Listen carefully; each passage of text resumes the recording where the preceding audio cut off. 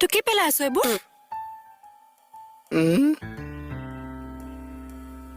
অ ঐ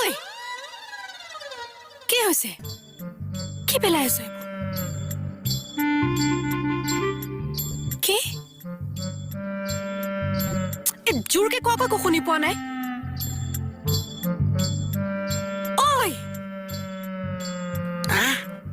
কি হৈছে তোৰ জিভাত কিবা এটা লাগি আছে কি লাগিছে জিভাত কিবা লাগি আছে